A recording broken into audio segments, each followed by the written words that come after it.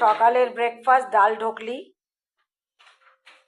এটার মধ্যে এগুলো এগুলো আটার রুটির, মানে রুটি নয়, শুধু আটা মানে মেখে ডালের মধ্যে দেওয়া আছে, অরহর ডালের মধ্যে। তো চলুন দেখি আমরা কিভাবে ডাল ঢোকলি বানানো হয়। আজকে ডাল ঢোকলি বানানো হচ্ছে। এই আটাটা নুন হলুদ জোয়ান দিয়ে মাখা হয়েছে। আর এখানে এটা হয়ে গেছে, অরহর ডালটা সেদ্ধ করা হয়েছে, 2 মুঠ অরহর ডাল। এবার অরহর ডালটা জিরে টমেটো হিং ফোড়ন দিয়ে অরহর ডালটা করা হবে। এবং ফোড়ন দেওয়ার পরে যখন ডালটা ফুটবে তখন এটা রুটি বেলে, এই আটাটা রুটি বেলে মোটা মোটা করে কেটে কেটে এই ডালটার মধ্যে দিয়ে ফোটানো হবে। তারপরে আবার ওপর দিয়ে ফোড়ন দেওয়া হবে। এটাকে বলে ডাল ঢোকলি, বিহারিরা বলে ডাল পিটুলি। ডালে ফোড়ন দেওয়া হয়ে গেছে।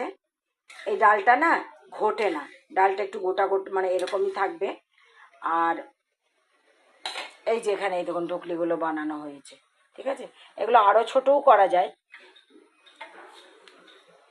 এই যে ডালটা ফুটছে, আমি এখন এগুলোকে ঢেলে দেবো।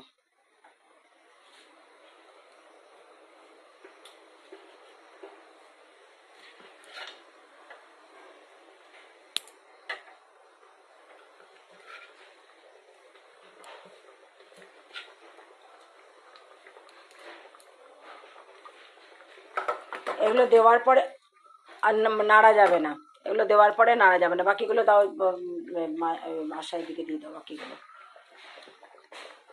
কিছুক্ষণ ফুটতে দিতে হবে, একদম ভালো করে ডুবিয়ে দাও।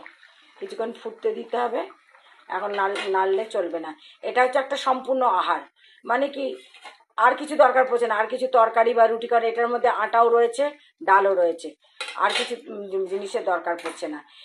এই যখন ফুটে উঠবে 5 মিনিট এটা ফুটুক, ফোটার পরে ওপর থেকে আবার একবার ফোড়ন দেওয়া হবে কাশ্মীরি লঙ্কা পাউডার আর একটু লঙ্কা দিয়ে তেল গরম করে ওপর থেকে ফোড়ন দেওয়া হবে। এই যে ওপর থেকে কাশ্মীরি মির্চ আর কাঁচা লঙ্কার ফোড়ন, যেহেতু আগে শুকনো লঙ্কা দেওয়া হয়েছে, আর ওইটা ধুয়ে একটুখানি জল দেওয়া হলো। এবার এটা দেখুন সব কটা দেখুন আলাদা আলাদা, একটাও লাগবে না। এটা একটু ফুটে রুটিটা সেদ্ধ হয়ে গেলে এটাকে গুজরাটিরা বলে ডাল ঢোকলি আর বিহারিরা বলে ডাল পিটলি। তো এইটা একটা সম্পূর্ণ আহার, এটার মধ্যে রুটিও রয়েছে ডালও রয়েছে। তো এই জিনিসটা আপনারা করে খাবেন, আপনারা সকালেও খেতে পারেন বা রাতে ডিনারেও খেতে পারেন। খেয়ে আমাকে জানাবেন কেমন হলো। আর আমার চ্যানেলটাকে প্লিজ লাইক অ্যান্ড সাবস্ক্রাইব করবেন, শেয়ার করবেন। আসি তাহলে, নমস্কার।